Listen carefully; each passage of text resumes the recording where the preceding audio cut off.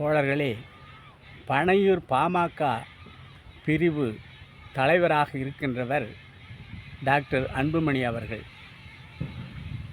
கரூர் கூட்ட நெரிசல் சிக்கி 41 பேர், 10 குழந்தைகள் உட்பட 41 பேர் உயிரிழந்தார்கள்.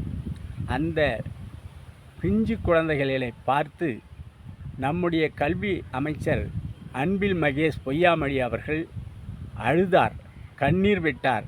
அந்த கண்ணீரை பார்த்து பனையூர் பாமக தலைவர் திரு அன்புமணி அவர்கள் நன்றாக நடிக்கிறார், அவருக்கு ஆஸ்கார் விருது வழங்க வேண்டும் என்று கேவலப்படுத்தி கொச்சைப்படுத்தி பேசியிருக்கிறார். இவருக்கு பாசம்னா என்ன, அன்புன்னா என்ன என்பதெல்லாம் இவருக்கு எங்கே தெரிய போகிறது? தன் அப்பாவையே இவர் வேண்டுமானால் தன்னுடைய அப்பாவிடம் அழுவது போல் நடித்தார். தன்னுடைய அம்மா மீது பாட்டிலை வீசியவர் தான் இவர். இப்படிப்பட்ட இவருக்கு அவர்களை கல்வி அமைச்சரை பார்த்து கொச்சைப்படுத்தக்கூடிய அளவுக்கு அவர் ஒன்றும் அவ்வளவு சாதாரணமானவர் அல்ல. அன்புள்ளம் கொண்டவர்.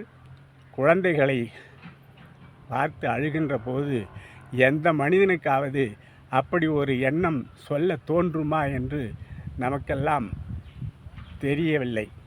இவர் அப்படி கூறியிருக்கிறார் என்றால் இவரெல்லாம் அந்த கட்சிக்கு ஒரு தலைவர் என்று எப்படி மக்கள் ஏற்றுக்கொள்வார்கள்?